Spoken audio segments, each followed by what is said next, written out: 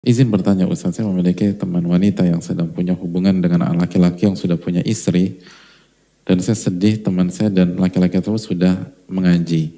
Saya sudah sering menasihati dia untuk segera putus, tapi sampai sekarang belum juga putus. Berarti ini ya, ada ikatan ya kalau bicara putus ya.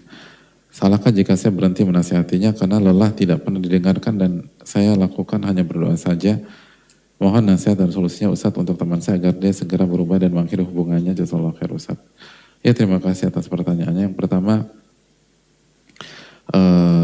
hendaknya kita semua bertakwa kepada Allah. Dan yang kedua, setiap kita pendosa, kullu bani Adam khata' wa khairu khata'ina tawwabun.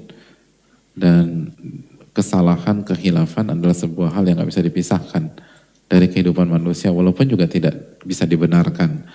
Oleh karena itu, bicara terus, nasihati terus, bicara baik-baik ke beliau tersebut untuk segera menyudahi sebelum Allah murka, sebelum Allah marah, sebelum Allah berikan hukuman yang akan berdampak fatal dan luar biasa. Karena hal-hal kayak ini tidak diridhoi. Dan kalau dia memang ini, mendingan dihalalkan, tapi juga jika semuanya siap, karena poligami nggak mudah hadirin, dan hendaknya benar-benar bertakwa kepada Rabbul Alamin. Nggak mudah, jangan gampang dalam membuka pintu itu, dan harus benar-benar totalitas dan sungguh-sungguh. Jadi, dan kalau nggak berantakan semuanya. Oleh karena itu langkah awalnya putuskan dan minta pertolongan sama Allah Subhanahu Wa Taala. Dan yakinlah, mungkin orang nggak tahu tapi Allah tahu, dan Allah nggak ridho, dan kalau Allah nggak ridho bisa berdampak fatal. Lalu juga ingat al-jaza' bin jinsil amal, balasan itu tergantung perbuatan. Kalau kita lakukan hal ini, kita nggak pernah tahu masa depan gimana. Bisa jadi Allah kasih kita jodoh, lalu pada saat itu kita dikhianati.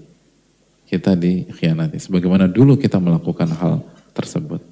Al-jaza' bin jinsil amal, balasan itu tergantung jenis perbuatan. Dan jangan bosan-bosan menasihati. Orang khilaf gitu. Ingatin terus, inginin terus.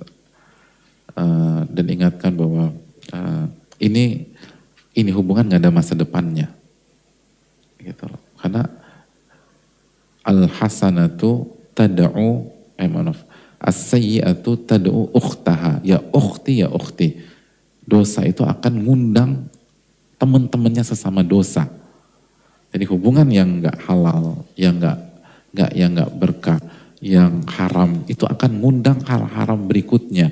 Jadi ini gak ada masa depan nih hubungan. Kalaupun itu tadi ada ketertarikan, maka ini harus disudahi, semua taubat dulu, lalu kembali bangun rencana dengan matang, objektif, dan rasa takwa itu. Wallahu ta'ala alam.